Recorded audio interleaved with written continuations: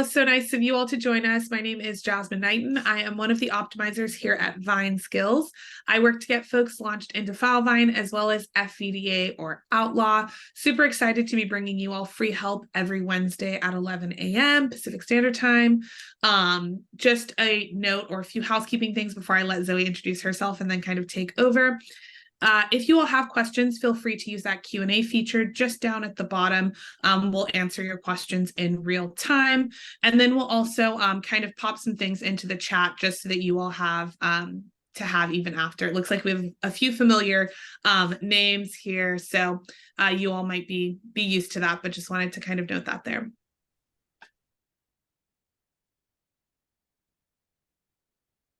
Awesome. Thanks, Jasmine.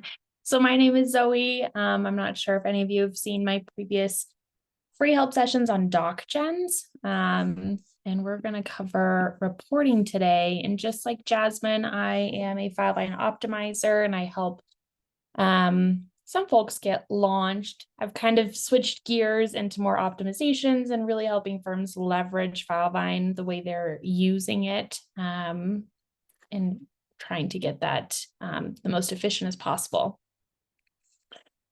With that comes reporting, and I have loved building custom reports for a lot of firms. And you may want to do a custom report for KPIs, or you want to see your referral cases, or you want to see what numbers of types of projects you have within the firm at any given time.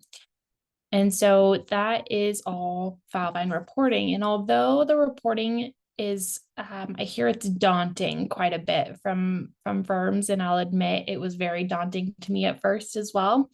And I have learned to love it because you can manipulate the reporting template in Excel. That's what I love to use for it on the back end, and really get that customized look and format and use formulas to manipulate what you're looking at. So it's fun when you get into it. I'm going to go ahead and share my screen, and we'll just go ahead and share my whole window. You can see the sandbox here, right? Awesome. Okay. To get to your report, so if you go to the main menu, you'll see Saved Reports and Report Builder. Saved Reports is where you already have a report built and you can access it from there. And this will also show reports that other Filevine users in your org have created and shared with either you independently or the whole org. So you can see all of them there. Report Builder, you can not only access your previous saved reports, but you can build a new one. So let's take a look at saved reports. So this is what it looks like. And I could just click on this. It'll run over here for me and I can see all of the data. And then you have a couple of different options here to export as a CSV into Excel, into Word. If you click the settings icon, it will take you to Report Builder as it says there. You can edit the auto report settings, you can archive it, or you can share it with another user. If we click that, let's say I just wanted to share it with Jasmine. You may not be a user. This is our sandbox, I forgot. We don't have a ton of users in here because we all share a login.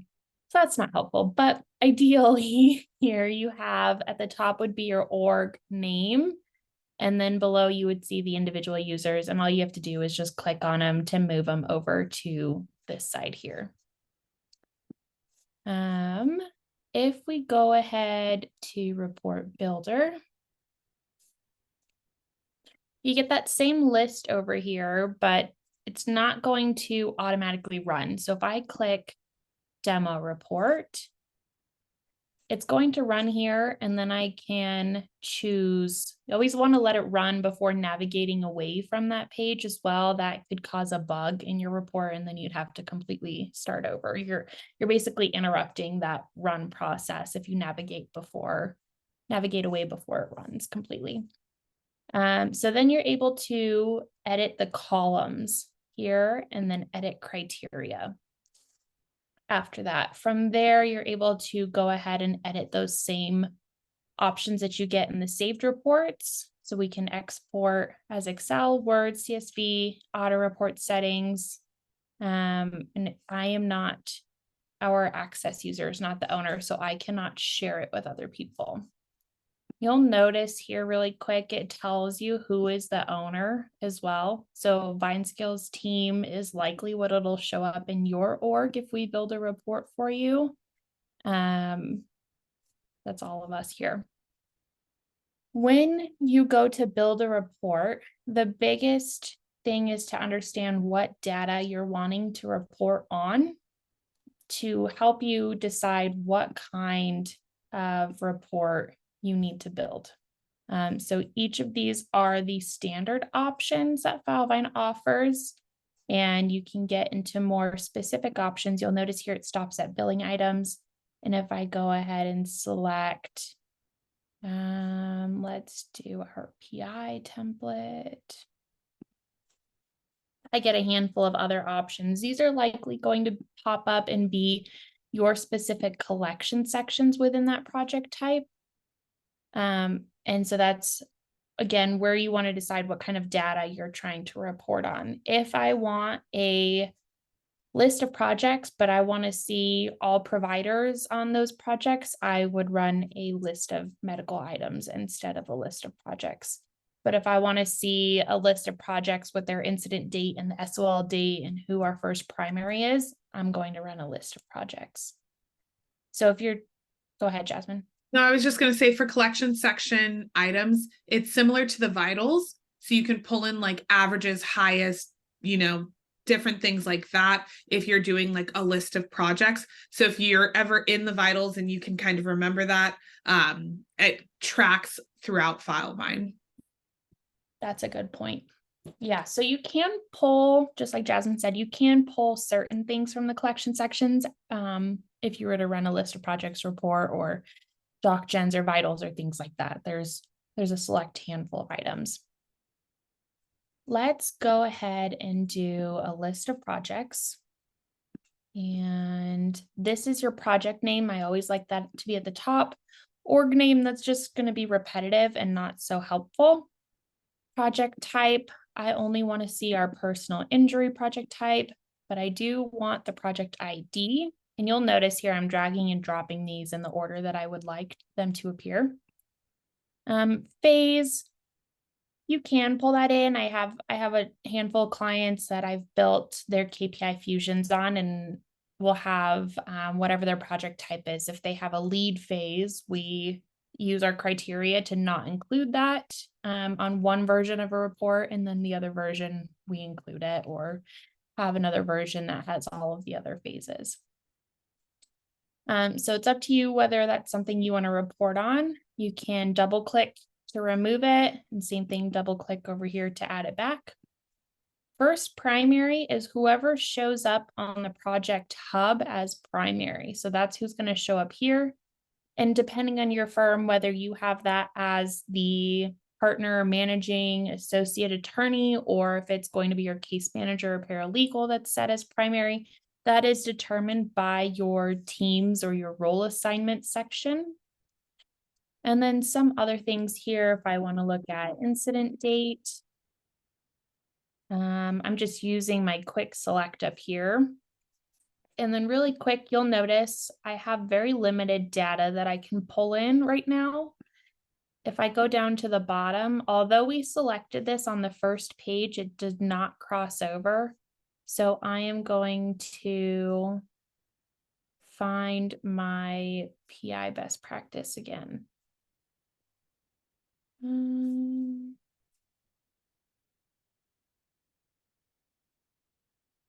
There it is.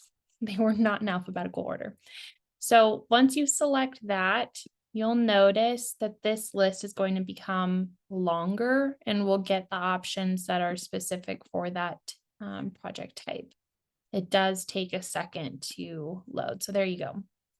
Now we can see more project type specific data rather than just the basics. If I wanted to pull in statute of limitations. I want to know when it's due. I don't really care about the done date. And I don't care so much about the second or government in this one, but I want to know when our main as well is due. And maybe I want to see, let's see, we could look at medicals. This is your options here. So maybe I want to see total meds. Maybe not balance due, total original balance.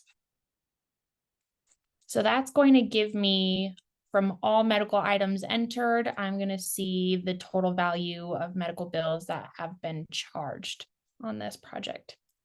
We go ahead and choose criteria. If I wanted to include archived, I would select this top option and say yes. Otherwise, you'll see here it says no by default. So I only care about active ones. I'm not going to include archived. We could go ahead and put in a criteria of phases.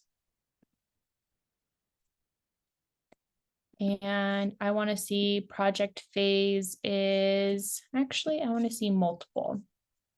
So I want to see if the project phase is in demand prep.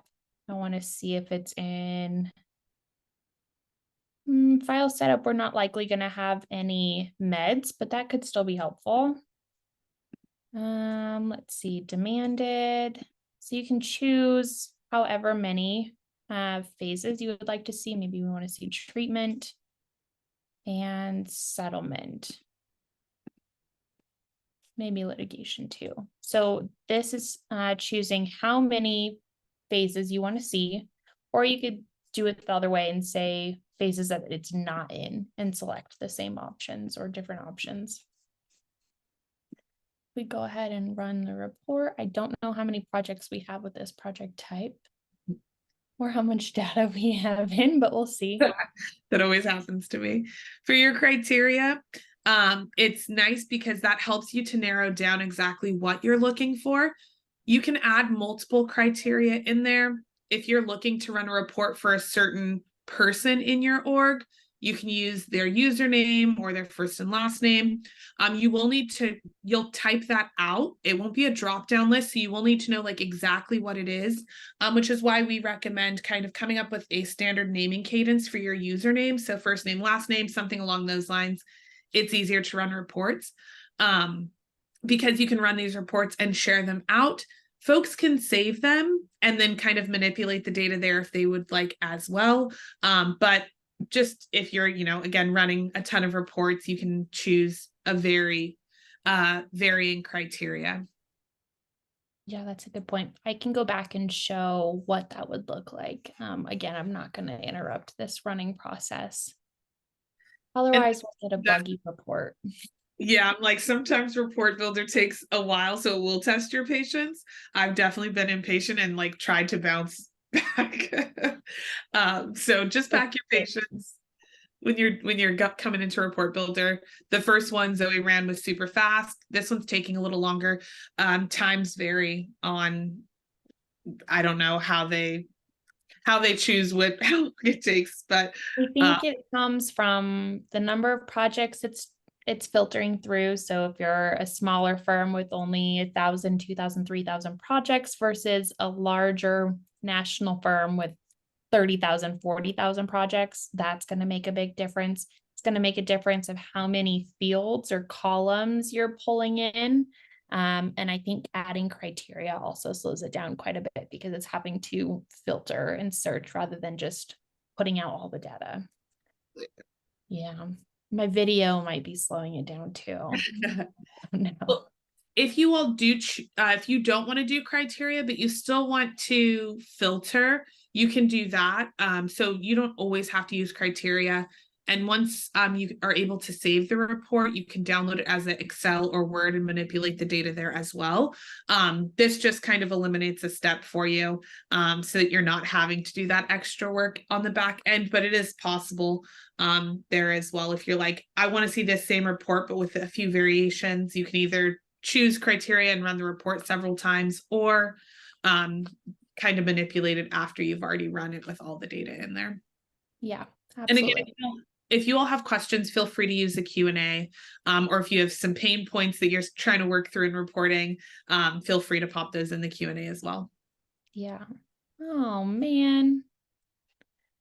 All that waiting. Why did it not give me anything? We have projects with this project type. It might be the phase. It could be the phases. Okay, change I'm the going to phase. go ahead and just remove that criteria. While we're here, so if I wanted to narrow down my first primary, so it'll tell me project team first primary, and I could say it gives me the option of either username or name. So if I look at my project hub, I could say I want to see all of Troy's projects. And I always use contains. That way I can just type a first name or last name. And then hopefully if we run a report, we'll see. And also cross check. You can also do when dates haven't been filled out. So a lot of folks will do like, hey, is there a statute of limitations due date filled out? That's a super helpful report to run. Takes a little bit less, knowing whose names to populate and things like that, but still gives you some good data. Troy doesn't have any of my this personal injury. It's going to come up with 0 again. Okay, maybe we skip this step.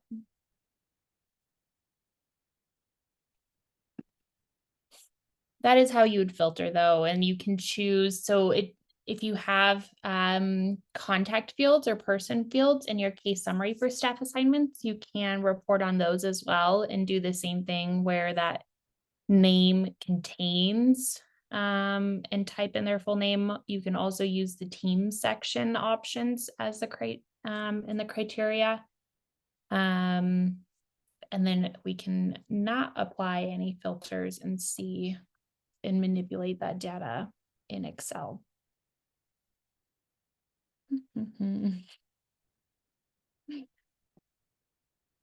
Always a hit or a miss. There's only 10 projects with this project type, so it's so silly that it's taking a minute. It could be my video very well. Let me see what happens.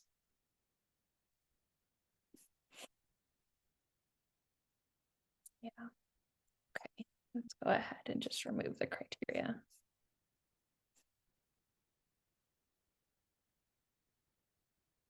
We could even run a report that doesn't have any project criteria. So the hard part with reporting comes from if you have multiple project types in your org and you're wanting to report on all of them with specific data, that likely is going to have to be a fusion. If you were to report on all project types without a fusion, the options of data that you can pull in are very limited.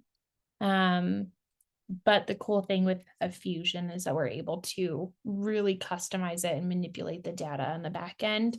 It does have to be housed somewhere. So generally, if it's a list of all projects or firm-wide KPIs or settlement data, referral data, we generally store that in some kind of admin project.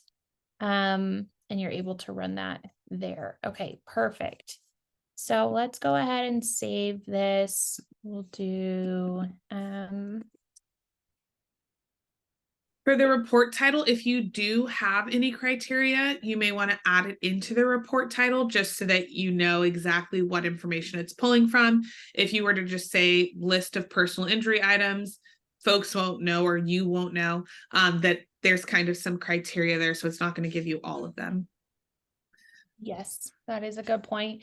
And another piece on the naming convention, if it is for fusion or for a specific purpose, or if you're running it for a collection section export, I put that in the title as well. I would do fusion in all caps or export in all caps or something like that, just so you know that it's being used somewhere within Filevine and not to edit it unless you would need to, and you'll likely also need to upload or update the backend template.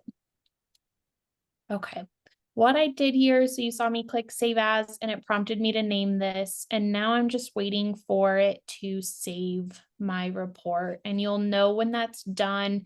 There'll be a little banner that pops up in the bottom left, and then you'll see more options pop up here. As we saw before, we should have an export options, the share report, auto report.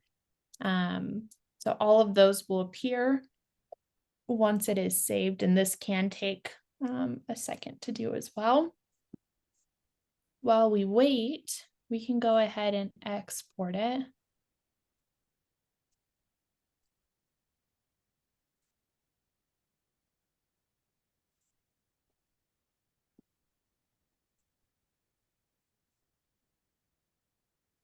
Maybe.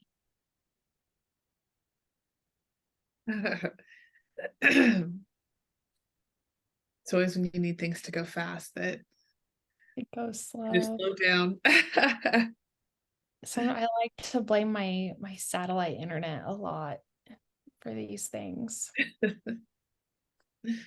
I usually, if I'm doing report builder and it's taking a while, I open up another window because there's always something else I need to be doing in Filevine or otherwise, and kind of tend to that while I wait, so that I'm not just watching the screen go by. So you could open up another like tab and do another report builder and like run a different report if you know that there's a few that you need to like get done. That way, again, you're not waiting for this one to be completed before you can start the other one. Have definitely done that a few times. And can kind of poke around and see the other report types that we have, or that Filevine lists for you, over there on this side as well.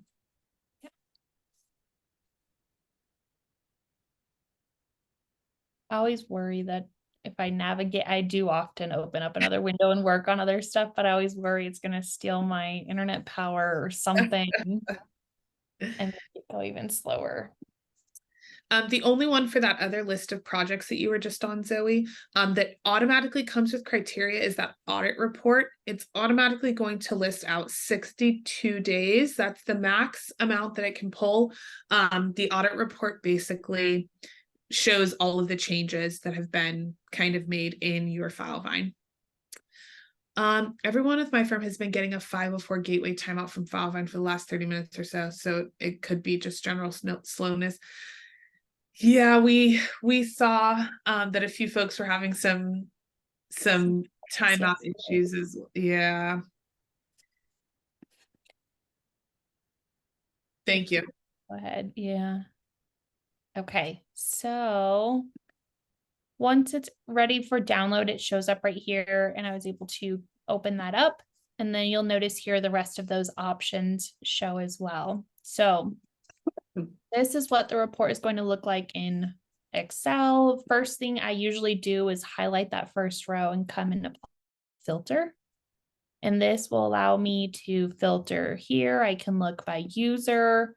So if I only wanted to see Tyler, we could see he has 4. They're all in the closing phase. I could clear that filter and see everybody. So you can manipulate, imagine if you had more phases here, or if you had different options, you can filter for those as well. And the cool thing here, so like I said, I've done a lot of KPI reporting. We could look at cases signed within month to date, year to date, or quarter, or we could look at statute limitations coming up in the next 30 days, 60 days, 90 days, and we can use Excel formulas to calculate that out. And for meds, we could look at totals. And also we could possibly pull in limits depending on where you have those housed, to see if we're needing to just get them to tender rather than waiting and filing. And you can kind of better evaluate the process or life cycle of that project. To manipulate the template. So this is all of our data. If we go back here, we have export options, and I could choose to generate my default. And this is what I would edit. So it's going to show me all of the codes. So similar to DocGens, we get our codes in here. We have a begin code, an end code. So that's going to allow it to repeat those line items. And then just like I applied on the regular report, I can go ahead and let's say we want to change the way this looks. We can do a size 14. I could do freeze rows here, freeze panes. So that is freezing columns B and A and B. I could unfreeze and let's there. Column A is frozen and row 1 is frozen. So we can do that. A couple other tricks. You can use conditional formatting to give you banded rows. If you don't want to format as a table, you have the option here as well. It kind of just depends on what you're wanting to do with your data. Formatting as a table will restrict the rest of the formatting, but it is nice for some things. If you wanted to do a pivot table to analyze the data, we would have a pivot table on a separate sheet and turn this one into a table. For those month to date and year to date, we usually add in like helper columns to do a formula to extract like month of the date, something like that. It's going to give me a value, but if I were to do 10, 12, 20, 19, let's go ahead and format this as a number and get rid of those. So it's going to show me 10. If I wanted to do text, it's going to abbreviate October for me. So there's different ways that you can manipulate the data. If I wanted October to be spelled out, I can do that as well. So after you manipulate your Excel template, I'm going to go ahead and If there's any data that you don't want repeating, you'll need to move it out of this range. There's 2 little red triangles in the corners that basically say, hey, from this cell, I'm going to start my repeat and then I'm going to end it at wherever the next triangle is. So let's say you kept your org name in there. You obviously don't need that repeating because it's the same every single time. You can take that out, move it around. Yeah, you can insert cells and kind of choose how you want the data to show. But again, anything that's in between those triangles will repeat. So if there's, again, additional info that doesn't need to be repeated, maybe you did a filter for phase, and so this is only going to be stuff in the lead phase, you can take that out and kind of manipulate it. This is really great if you maybe have monthly meetings, weekly meetings, or things like that, where you're going to need this data. Makes it super nice for you. You can put it in a readable format. You can change the coloring. If you don't want those colors, blue and white, you can change the colors, remove the colors completely. And again, some of the other pieces that Zoe mentioned. yeah. So this is the stage that you'd want to do all of that. I'm going to save it. And then you could rename it, do a save as and rename. I'm going to close out of this. And then right here, I can upload my new template. So downloads.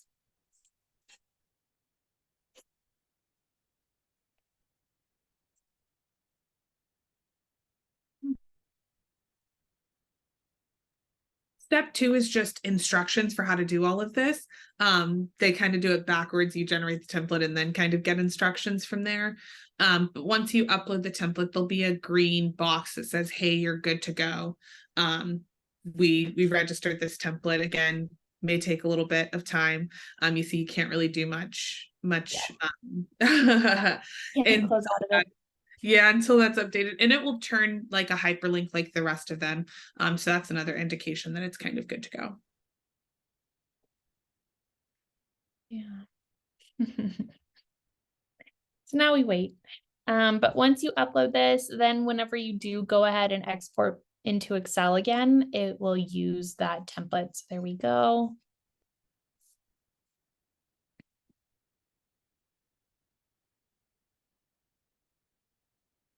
We'll see, hopefully that goes.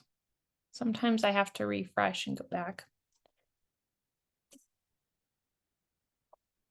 Any questions?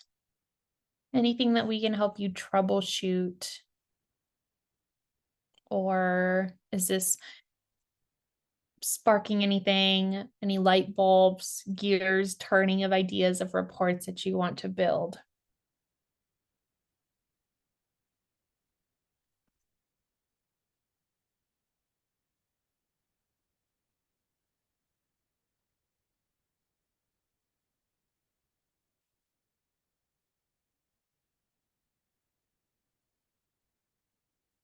No?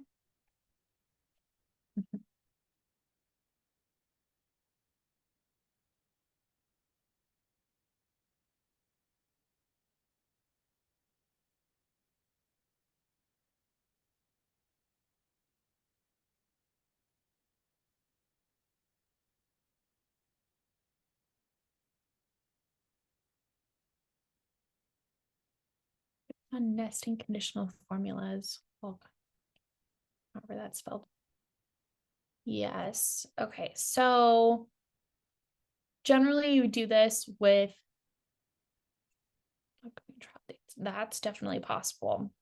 Okay, so for conditional formats while concatenating, you would want to do that. Let me open back up that download.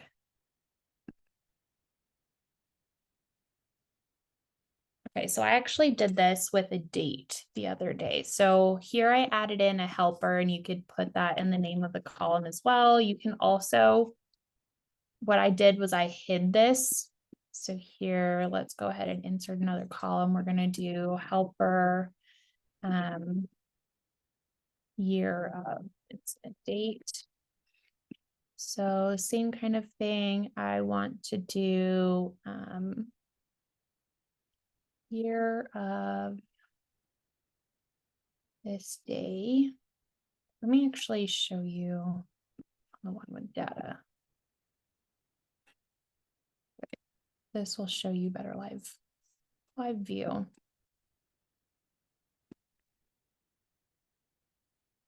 So I want the month to be spelled out. So I'm going to use text instead of month. And then I want it to be also abbreviated. I don't want the month completely spelled out. So I'm going to do that. It's going to give me April. Then here I want the year of this extracted.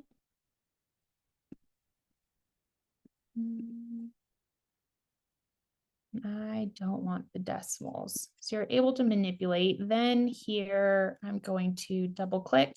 It's giving me January and 1900 for the ones that are blank. So we can do if, and I don't expect you guys to follow this at all. We're going to do if is blank, then we're going to leave it blank. Otherwise, I want to see the text.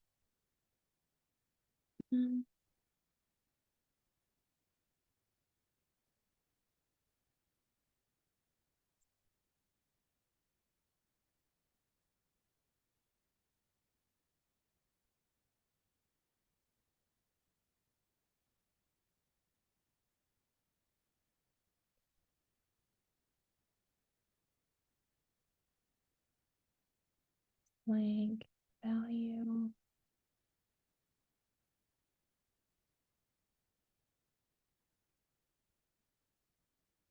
That's it. I always have to remember what I did before. Anyways, there's a way to say if it's blank to leave it blank. That way you don't get January. It always takes me a minute to figure that out. Otherwise, let's just go back to the way we had it and I can enter in some dates.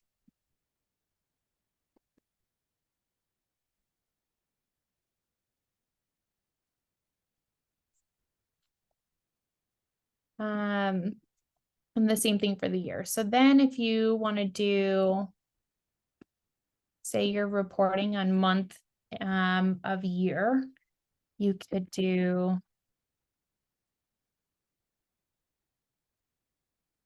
incident date. So this is where I would use my concatenate formula. And I want to get the month. Then I want a space. And then I want my year. So it's going to give me April 2023. So then when I go ahead and do this, I'm going to apply my filter here. And I could filter and say, I only want to see April 2023 or so on and so forth. And then if you're wanting to push this into like a pivot table, we can also do that as well. Did that answer your question, Caroline? We can go ahead and hide these as well. Awesome. Happy to help. Okay. Report on upcoming trial dates. So assuming that you have a litigation section or something like that, or I think you can even report if it's in a deadline chain. Ideally, it would be in a litigation section with a deadline date field, or you have a due and done. And you can pull that due date similar as we did here for statute of limitations. And then we'd be able to use formulas just like I did here to extract the month year. We can extract how many days past today. So I could say, let me see here. These are all past due. So if I wanted to see SOL in the next 30 days, I would do, and then imagine this is for your trial date, but you want to see all of your trials coming up in the next 30. I would do, let me think about this. I think it's today, or it might be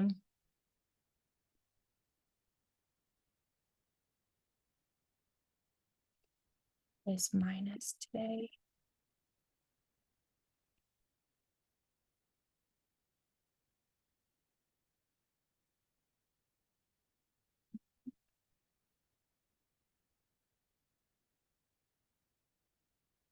There's a way to do a formula. You can do the other way around. If it depends on your placement here, this is what I'm contemplating of whether or not you get a negative number or not, which we can do an absolute or obsolete function. Today minus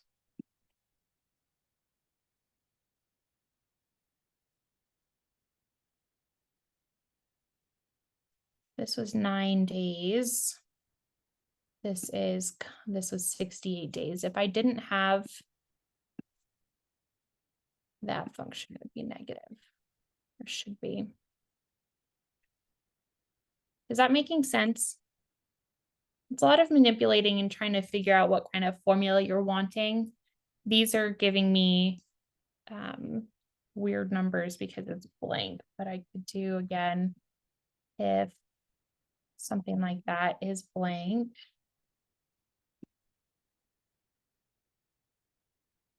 And give me do nothing.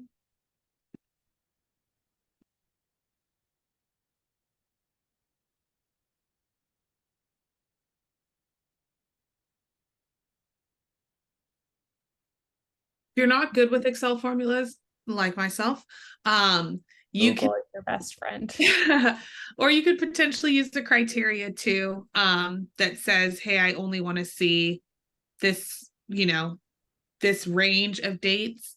Again, depending on how you are tracking your trial date will determine kind of what the best or what you'd be able to utilize, because you can do criteria based off of deadlines, or again, some of the other the criteria is a wide range, so that might be another option. Excuse me. That's a good point. Is our litigation template.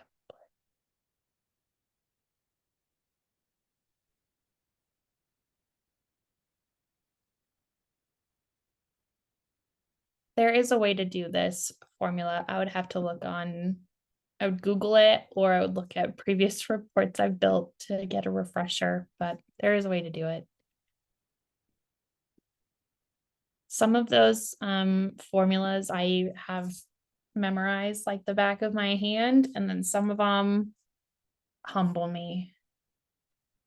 Okay, so say I wanted to type. Let's look at litigation.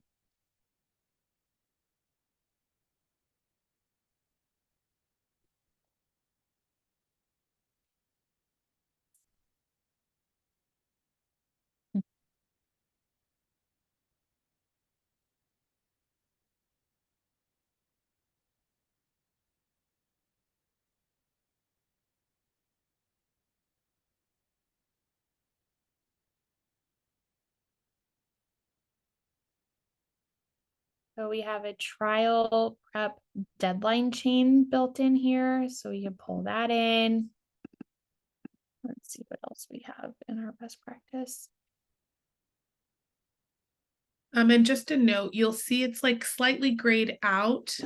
That's kind of where where you're pulling it from. So if you have trial date tracked in a couple of different places, it tells you exactly where you're getting that data from. So so you can make sure that you're pulling it from the correct section. Yes. So this first little snippet here, citation served, is telling you where you're pulling it from. If I want to pull from my litigation section, that's what I want to look for here. So I want to see trial start date due. So maybe not this one. Let's go ahead and choose criteria and maybe say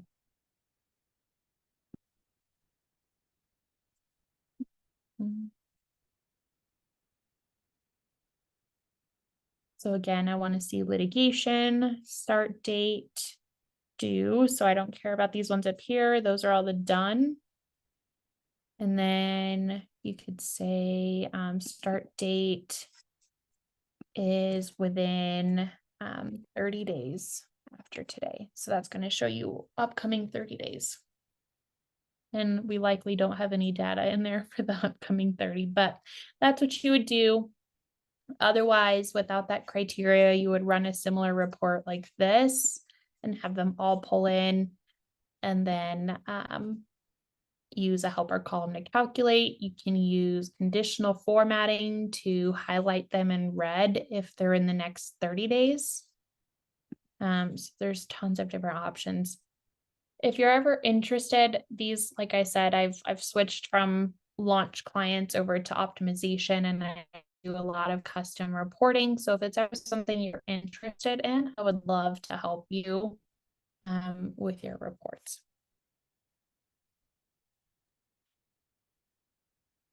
It's going to take a while. Are there any other questions, or Lauren, did that help clarify?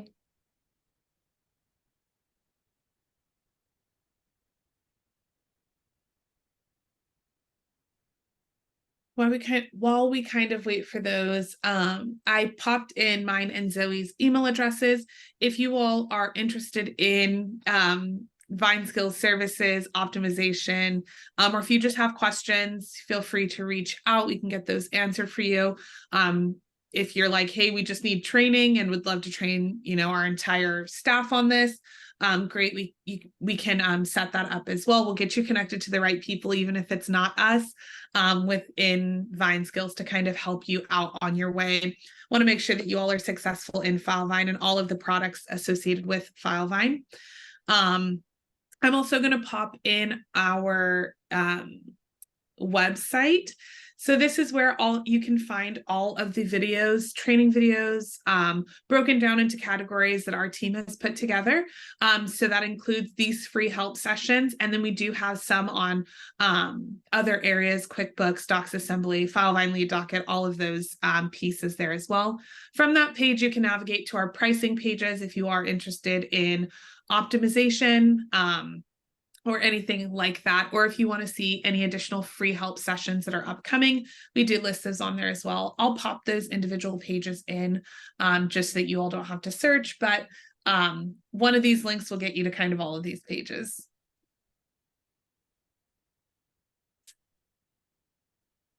Okay. It's going to take a while for that to load and not any data, so. I think the only other thing that we maybe didn't touch on is sending it to yourself, those auto reports. So I can go and try to run a report really quickly here and share my screen.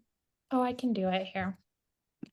Okay. So if we go to, we'll use this one. Okay, so auto report settings are here.